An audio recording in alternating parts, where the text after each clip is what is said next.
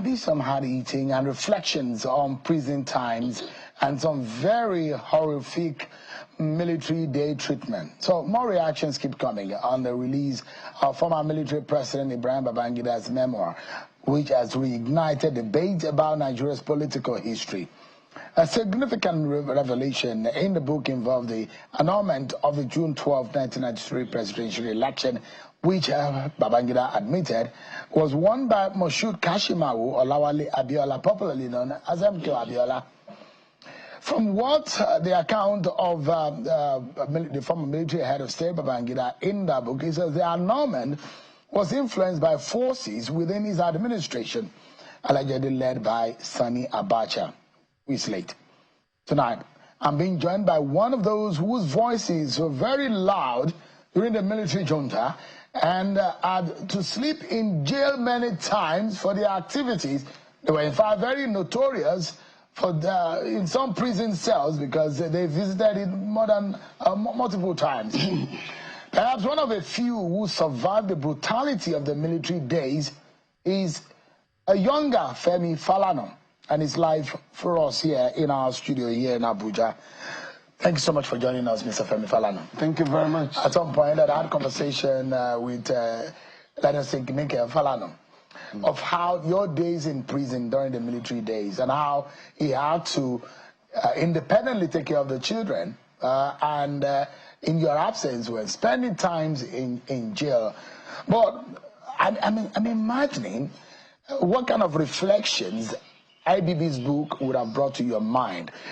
In summary, how do you describe the record and the record and the account of former head of state Ibrahim Babangida?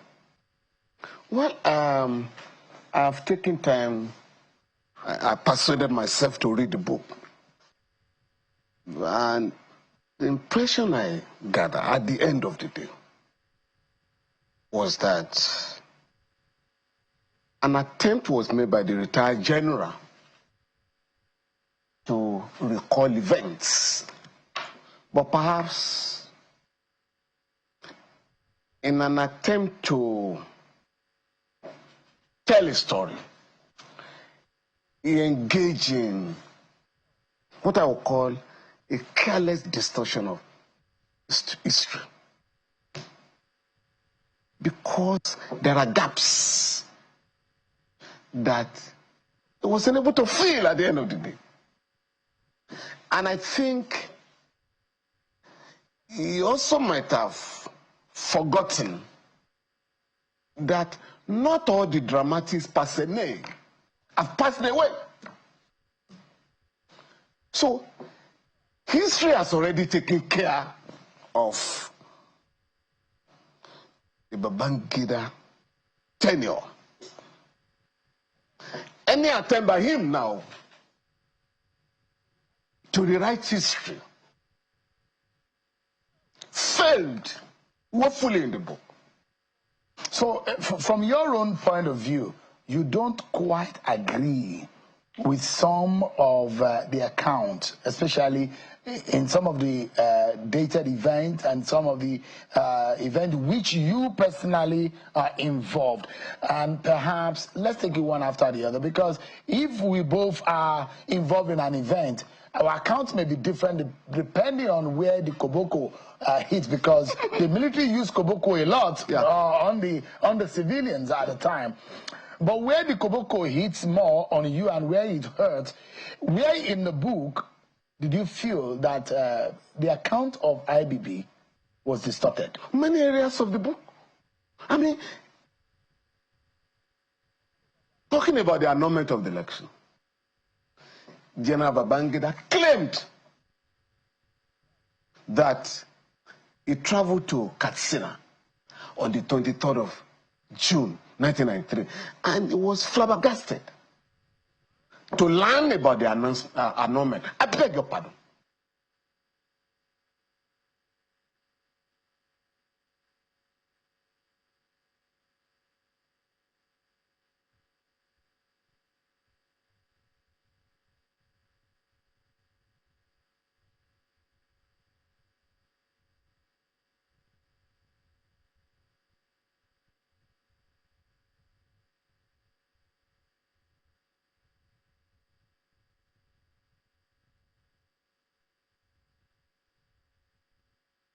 No.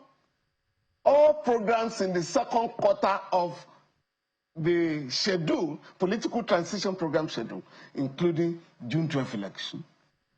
He also banned the courts, particularly the Court of Appeal, that were then entertaining the case. And the Court of Appeal was going to decide the validity of the ex parte order of Justice Ikpeme and the ex parte order of Justice Saleh in the face of Section 19 of Decree 25 of 1987, that no court shall inquire into or make any order to stop elections. No interim order, no interlocutory order or final order will be made by any court to stop the conduct of election. So when they discover, when the junta discovered that the Court of Appeal was going to set aside those orders, a decree was enacted by General Babangida on the 22nd of June. So altogether, 5 decrees, which justified the annulment. So the announcement of 23rd by Unduka Irabo was anchored on the decrees enacted by him the previous day, justifying the annulment of election. That's number one. Number two,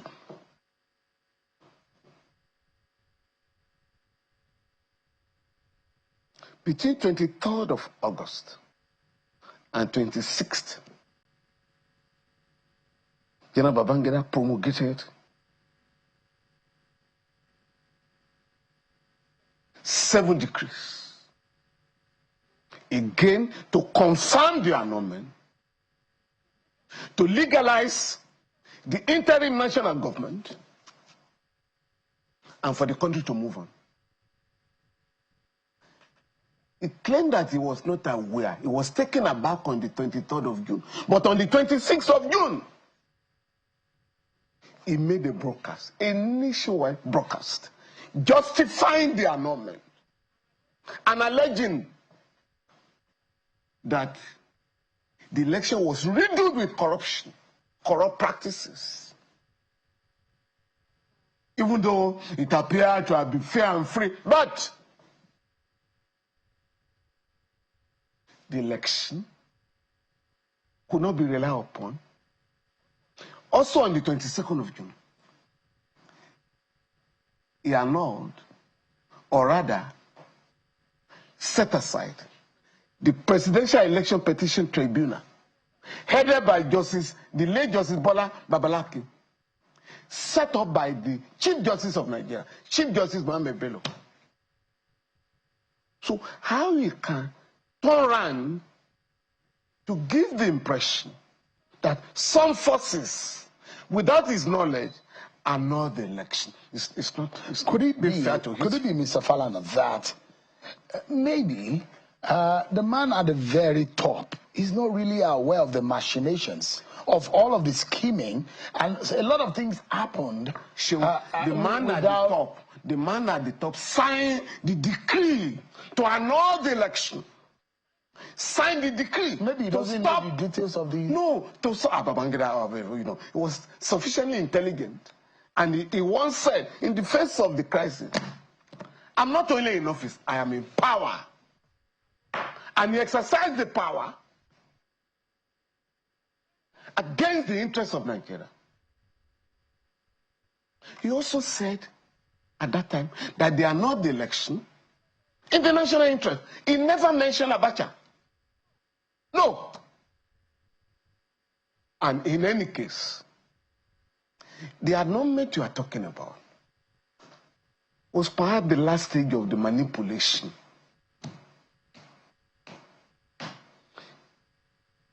Following the criminal annulment of the election, the campaign for democracy organized peaceful protest in many parts of the country. General Babangida ordered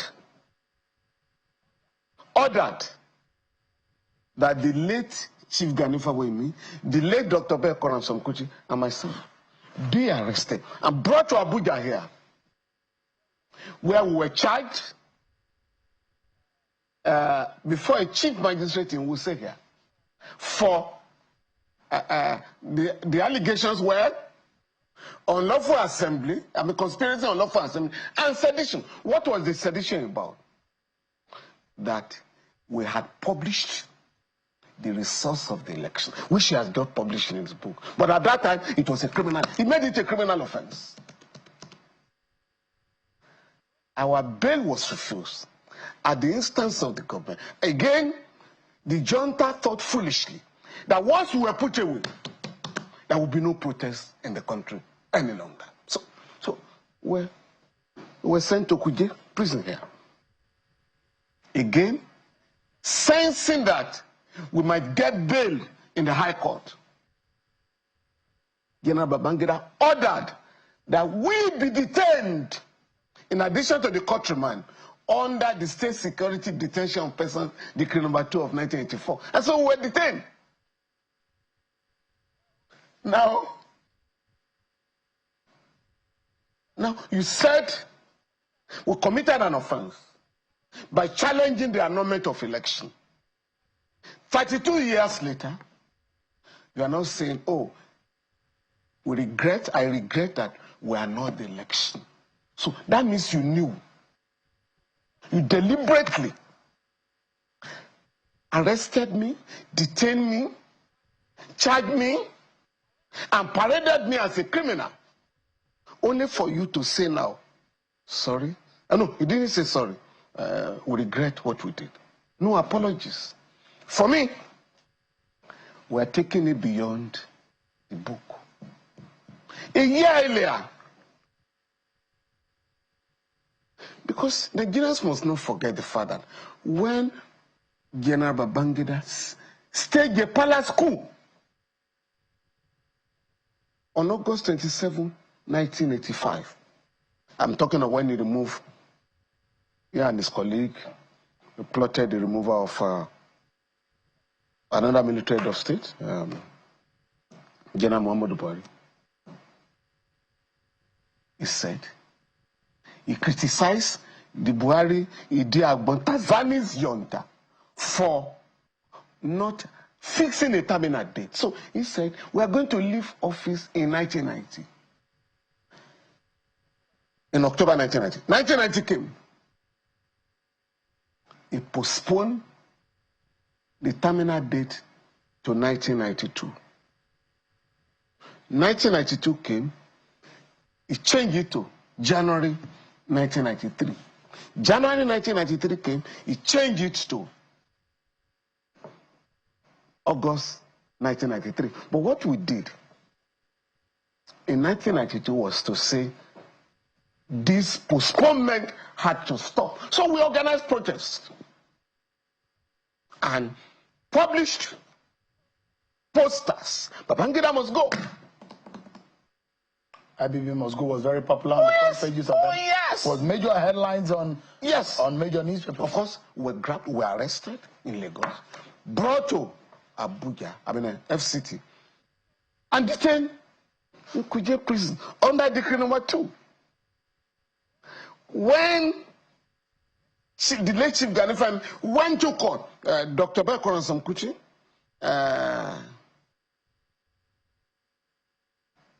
Baba Omojola, an economist, and myself were brought to Kuje prison, 1992. Chief Falana went to court on our behalf. For going to court on our behalf, he too was arrested and made to join us in prison. So I think on the 19th of May, they deceived us in prison that we're going home. So we packed our things.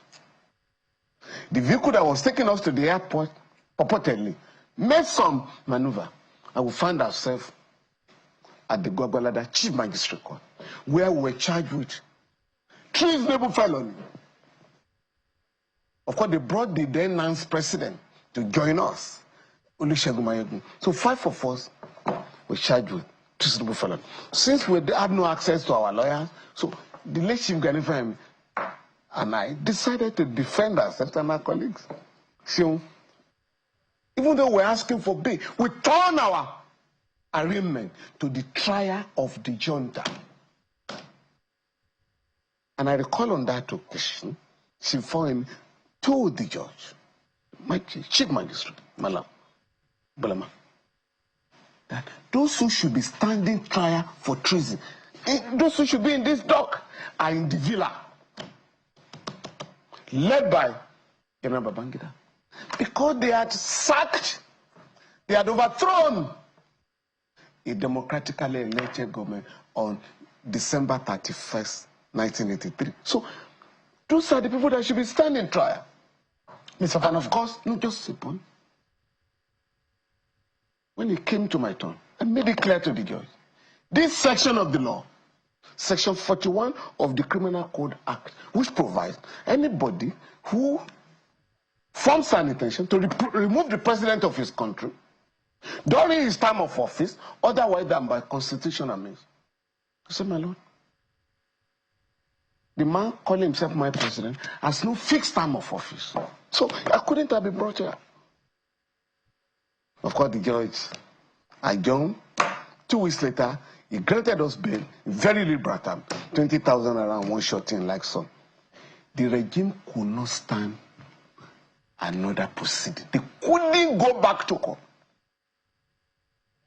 So that we don't turn the thing into a full trial of General Babangida and others. So they simply ran away. And the case was struck out. So I'm going to challenge the malicious prosecution. My malicious prosecution and that of my colleagues. Is it not time bound? Because, no. I mean, so you want to prosecute General Babangida for whatever happened in his time as a military head? Now, if I assemble a team of lawyers, they are looking into it because he has now brought it to life. What exactly are you bringing? He has brought it back to life by now admitting that there was no basis for my prosecution because he now says Abiola won the election, which was the basis of our protest. He's also saying, you know, he shouldn't have, you know, postpone the terminal date of his transition program, which again we're fighting. So which means there was no basis for our prosecution. It's malicious. Again, massive infringements of our rights, human rights. Because when you keep me in Kuje prison, you deny me my right to liberty, my freedom of movement. You also violate my right to choose the government of my country, pursuant to Article 13 of the African Charter. Is the matter not started bad? No, it's not started bad. Because the man who did it has just come out to say, I did it wrongly. Mr. Falana, there is something that I mean, you said you have... And again, let me say this. You know, it's not in our court. You can talk of something very started. So bad, yeah. In the ECOWAS court in Abuja here, in the case of Femi Falana and Republic of Benin and others, the court said any violation after 3 years cannot be pursued here. But later, you know, the improvement of the jurisprudence of the court has now come to the conclusion. I think that was in the case of Federation of Journalists, you know, Gambia, and the government of that country, that once you are talking of serious, gross abuse of human rights, statute of limitation does not apply. Let me take you on one very, very controversial matter that was also raised by the former head of state in his book, and it has to do with the late Dele Giwa. And let me quote part of what he said. He said, and I quote, "My sense of loss was, however, overwhelmed by the public outcry and the feeling of tragedy in the introduction of an entirely novel mode of killing in our country, coming a few weeks after the OIC crisis, which led to the retirement of my number 2 Commodore, Ebitu Kue. I saw Giwa's wicked and cruel murder as part of a series of booby traps and acts of destabilization being hatched against the administration." End of quote. That's the account of General Babangida. And he said, hopefully, that one day, he said, Giwa was loved by his audience and the rest of the public. Targeting him would shock the public and paint the administration in a feeble light. He's saying that one day, the death and the truth about Dele Giwa's death will be uncovered. When he frustrated the attempt by the state to uncover, the cause of that incident. General Babangida, in the book, Mr. Falana says that a lot of people know his closeness with Dele Giwa, and they wanted to use that to paint him black, his administration black. His relationship with General Vatsa, right, was much, much closer than that of Dele Giwa. Vatsa was his best man. They grew up together. They were sleeping in the same room as bachelors, right? He had him killed without any basis. But coming to Dele Giwa first. On October 19, 1986, when that unfortunate incident happened, one of the early callers in Dele Giwa's house at Okpebi in Lagos was the late Mr. Tony Momma, the information minister of the junta. And he said publicly, just like I said, because of the novel manner of this death, we have never seen it before. The popular letter bomb. Yes. We're going to have a public inquiry. 2 days later, the junta reneged on the decision that a public inquiry would be conducted. As if that was not enough, the late Chief Gani Fahimi, a personal friend and lawyer to Dele Giwa, took up the matter, wrote to the government, if you are not willing to prosecute, I am going to prosecute. Right? The government ignored him. Gani went to court. The High Court said you have no locus standi. What is personal to you?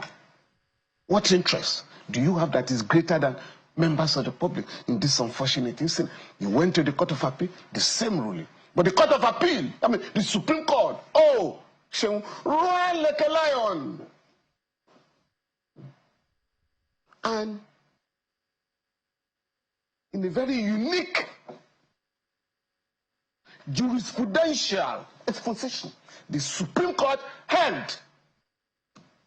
I think the leading judgment was delivered by Justice Obaseki, who said, in Nigeria,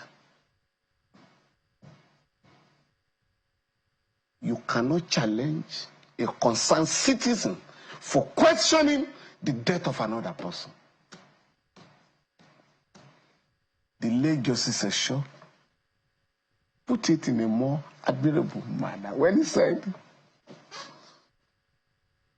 the English concept of brother, neighborliness, requires blood brother, has nothing to do with us in Africa, where you have the extended family system, and that in matters of this nature, we are all our brothers' keepers. And therefore, Gani as locus standi. You know what happened? Gani then went to start the battle. From the trial court all over again. Unknown to him, the junta had secretly amended the law, Criminal Procedure Code of Lagos State, to limit private prosecution of criminal cases to perjury. So by the time Gani now started, the lawyer of the suspect of the government raised an objection that, my lord, you no longer have jurisdiction.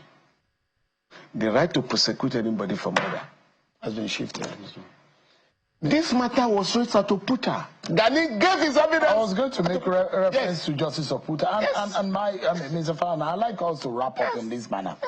I imagine that perhaps the reason, the intention of General Babangida was to lay a lot of questions, answer them, and lay things to rest, and offer a public apology. Unfortunately, the book has raised more questions. And you think it has opened more Pandora box. Now, the question here is that, is it possible that we move away from this history?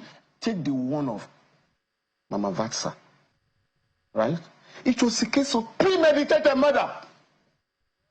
Whereas Vatsa and other officers were arrested in December 1985 on suspicion that they were planning a coup. At that time, the law did not allow the military. And so what happened? A month after the arrest, while they were in detention, General Babangida promulgated a decree on January 6, 1986, to try people who were arrested a month earlier.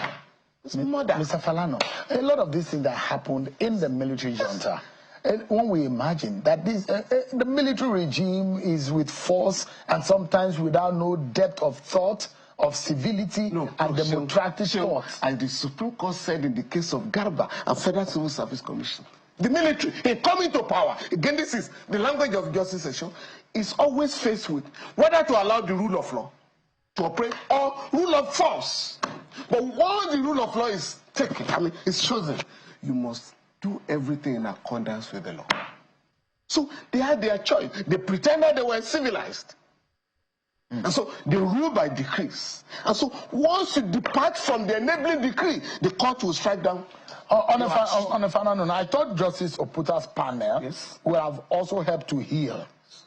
And you were a very active participant in that session, which was supposed to be our own kind of a panel of a healing, reconciliation, and Nigeria moving forward from the horrific past of the military days. But on a final note, Mr. General Babangida went to court to stop the panel from inviting him to give his own account. Oh, yes.